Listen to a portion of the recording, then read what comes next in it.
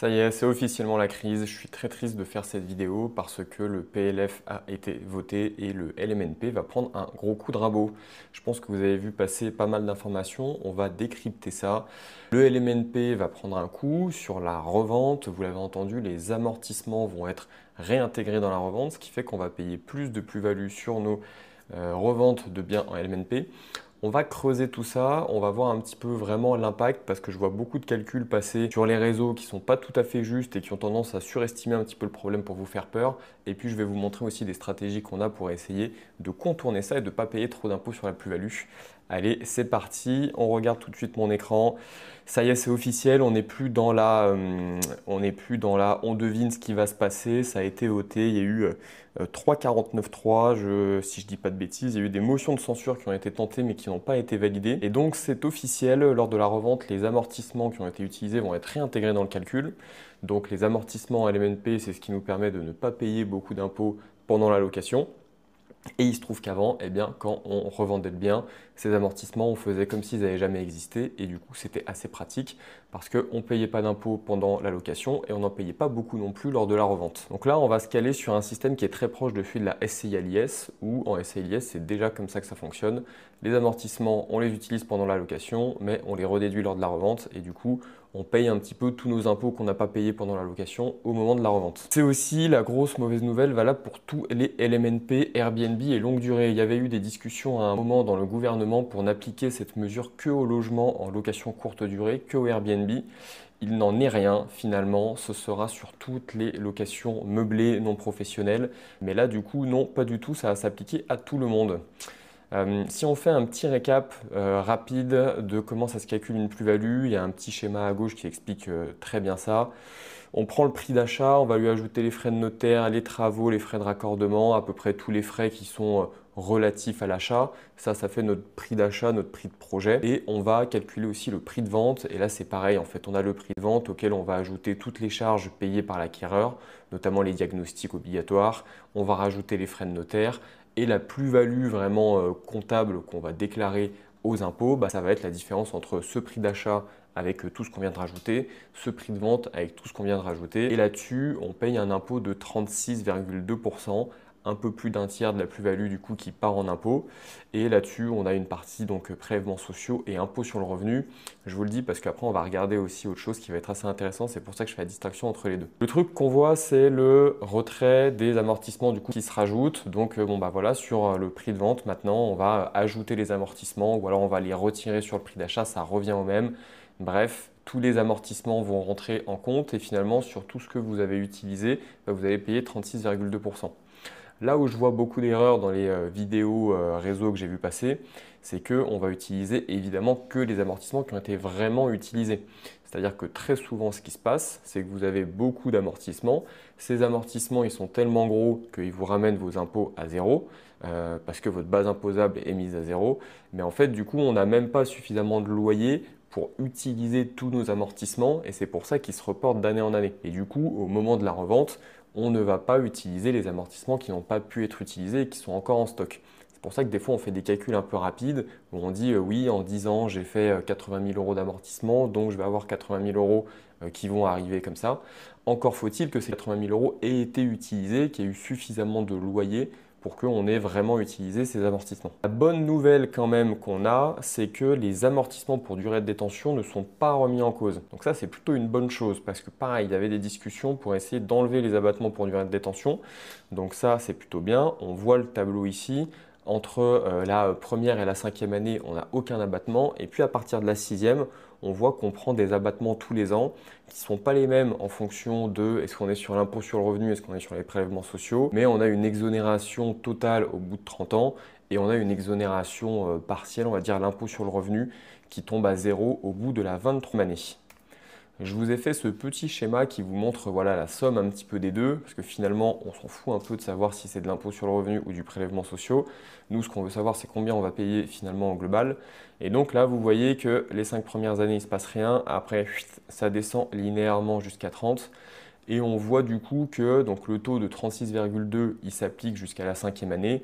Si on revend au bout de 10 ans, en fait, on va payer plus que 29,1, ensuite 22% au bout de 15 ans, et puis 14,8% au bout de 20 ans. Donc on voit qu'on on descend assez vite, en tout cas sur une période de 10-15 ans, qui est un moment où la plupart des gens revendent, on perd déjà une partie, donc ce qui est bien, ça va atténuer en fait la plus-value et du coup l'impact de la réforme aussi, donc ça c'est plutôt bien. Pour ce qui est de la calcul de la plus-value, ce qu'on va faire, c'est qu'on va faire un vrai calcul, parce que les calculs vite faits, comme je disais, il faut faire gaffe, ça peut vite faire peur, et on va utiliser directement le simulateur. Donc ce que j'ai fait, c'est que je vous ai trouvé une petite annonce d'un T2 à 3.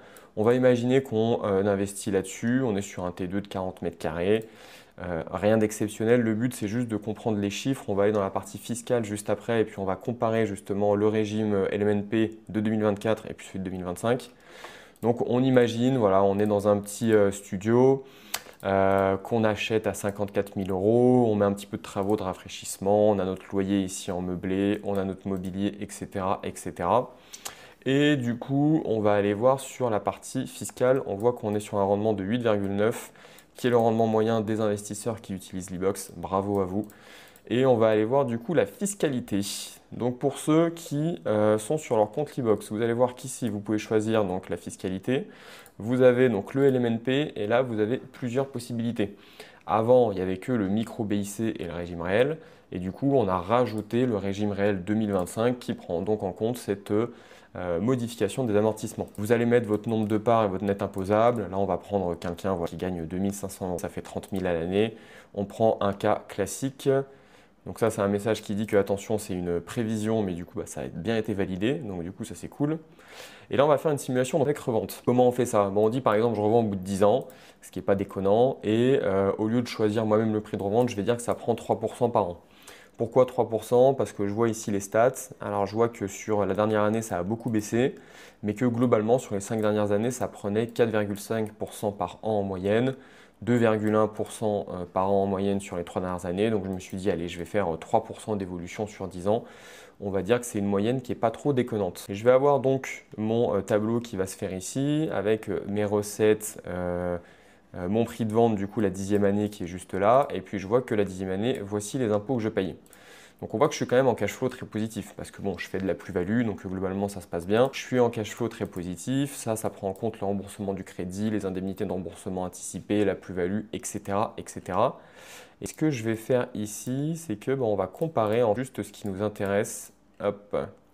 Si j'enlève tout, ce qu'on voit, ça, c'est la trésorerie année après année pour l'ancien régime et le nouveau. Donc on voit que pendant la location, c'est la même chose, hein. Là, il n'y a rien qui change. Mais par contre, le jour de la revente, effectivement, dans l'ancien régime, on aurait touché 49 700 euros. Là, maintenant, on va toucher que 38 400. Donc on a à peu près 10 000 euros d'impôt sur la plus-value en plus. Ça, on va le retrouver ici aussi. Donc là, on voit que notre enrichissement total sur cet investissement sur 10 ans, ça aurait été 54 000 euros avant. Et on est maintenant à 42 300 euros. Donc on voit qu'on a perdu un petit peu plus de 10 000 euros. Ce qui est important de voir aussi, c'est quand même, quand on compare par rapport aux autres régimes fiscaux, le nouveau MNP réel, il est moins intéressant que l'ancien, mais il reste toujours, en tout cas dans cet exemple-là, qui est un exemple assez classique quand même, hein, un petit appartement avec un peu de meubles, un peu de travaux, il reste plus intéressant que le LMNP ou micro-BIC, il reste plus intéressant que le régime foncier et il reste plus intelligent que le micro-foncier. Okay, on a la SCI à l'IS aussi avec laquelle on peut comparer, qui a l'air d'être un petit peu au-dessus, mais attention, ici on est sur de l'argent qui reste dans la société, donc du coup c'est de l'argent qu'on ne peut pas utiliser dans notre poche, il faut ensuite se verser des dividendes ou se verser un salaire ou passer des charges, donc c'est pour ça que la SCI est un peu au-dessus, mais finalement c'est un peu normal que la SCI soit au-dessus parce que niveau de la revente ça va être à peu près pareil, entre guillemets, même si on va payer d'un côté l'impôt sur les sociétés qui est un peu plus faible du coup que l'impôt sur la plus-value pour les particuliers, mais aussi la SCI à l'IS, elle paye moins d'impôts pendant la détention. On va être en général à 15% sur les loyers, là où le LMNP, ça va être déjà 17,2 de prélèvements sociaux, et ensuite votre tranche marginale d'imposition, qui dans ce cas-là, avec un salaire à 30 000 euros, est à 30% si je ne dis pas de bêtises. Donc voilà, ça c'est un petit peu la simulation, donc on voit qu'il y a quand même un écart, on voit quand même qu'il y a un bon enrichissement, donc ne paniquez pas non plus. C'est un peu normal que la modification du LMNP se fasse, même si même moi à titre perso ça m'embête beaucoup parce que c'est beaucoup d'impôts qu'on va payer en plus, donc c'est sûr que c'est un peu chiant, mais c'est quand même normal, c'était une niche fiscale qui n'était pas logique entre guillemets, il n'y a pas de raison que les amortissements on puisse les utiliser d'un côté et que d'un coup ils disparaissent et qu'en fait on ne les reprenne pas en compte dans le calcul. Donc c'est plutôt normal, j'espère qu'on ne va pas avoir d'autres coups de rabot et qu'on ne va pas avoir d'autres mauvaises nouvelles. Et ce qu'il faut se dire aussi, c'est que ça ne remet pas en cause tous les investissements LMNP. Parce que l'avantage du LMNP, c'est tout de même, quand on regarde la simulation sans revente, de ne pas payer d'impôts pendant toute la partie location. Donc là, on est quand même sur un truc où on le voit, où voilà, pendant 10 ans, on ne paye pas d'impôts. Et en fait, ça commence à arriver à partir de la 10e année. Donc là, typiquement, vendre à 10 ans, c'est pas déconnant. Parce que on se dit, ok, j'utilise tout mon amortissement, au bout de 10 ans, je commence à payer des impôts, je vends, et puis je peux repartir sur un nouveau projet avec des amortissements qui sont à zéro, etc. etc. Donc voilà, mauvaise nouvelle quand même, on ne va pas se cacher, il y a quand même des choses qui permettent de réduire un petit peu ça, notamment les abattements pour durée de détention. Et la dernière petite chose qui est assez incroyable, c'est une méthode qui n'est pas très connue, qui permet d'être exonéré de plus-value, même si vous êtes sur de la location meublée non professionnelle. On connaît tous la partie je suis exonéré de plus-value quand je revends ma résidence principale. Eh bien, il y a une autre possibilité. Je vous ai mis directement l'article qui vient de impôts.gouv.fr. Vous avez la source qui est juste en dessous, donc comme ça, vous pourrez aller regarder tout ça. Et du coup, comment est-ce qu'on fait quand on est dans le cas où on fait la première cession d'un logement autre que sa résidence principale? On peut être exonéré d'impôt sur la plus-value si on respecte les deux conditions suivantes. La première, c'est ne pas avoir été propriétaire de sa résidence principale pendant les 4 années qui ont précédé la cession. Donc pendant 4 ans, il ne faut pas avoir eu de RP, donc quelqu'un qui a été locataire pendant 4 ans. Et la deuxième condition, c'est de procéder à ce qu'on appelle au remploi du prix de cession, c'est-à-dire que le fruit de la vente, ce que vous avez touché en vendant votre bien locatif, il faut le réutiliser pour acheter une autre résidence principale dans un délai de 24 ans. Donc ça, c'est une solution qui est pas mal, qui ne marche pas dans tous les cas parce qu'il ne faut pas avoir eu de résidence principale pendant 4 ans. Ça ne marche que sur la première cession d'un logement. Donc s'il y en a parmi vous qui sont plutôt jeunes, qui ont déjà fait un ou deux investissements locatifs et qui sont restés locataires, si vous avez un bien là où il y a une grosse plus-value, essayez de calculer quand même un peu ça et vous dire, bon, ce truc-là, je peux l'utiliser qu'une fois, j'ai qu'une cartouche. Donc si je le fais bien et je le fais sur un truc où potentiellement je vais avoir une grosse plus-value et du coup sur lequel je vais faire une grosse économie parce que je vais rentrer dans le cas de l'exonération. Voilà, si vous avez des questions, n'hésitez pas à me les poser en commentaire, qu'on puisse décrypter un petit peu tout ça. J'espère que ça vous a été utile et que ça vous met un petit peu les choses au clair. Mauvaise nouvelle quand même pour les investisseurs immobiliers, je pense que ça ne remet pas en cause le statut du loueur meublé, ça reste un des meilleurs régimes, même s'il est un peu moins bien qu'avant. Donc je pense que ce n'est pas une catastrophe non plus. Bon, je vous dis à la semaine prochaine pour une nouvelle vidéo. Ciao, ciao!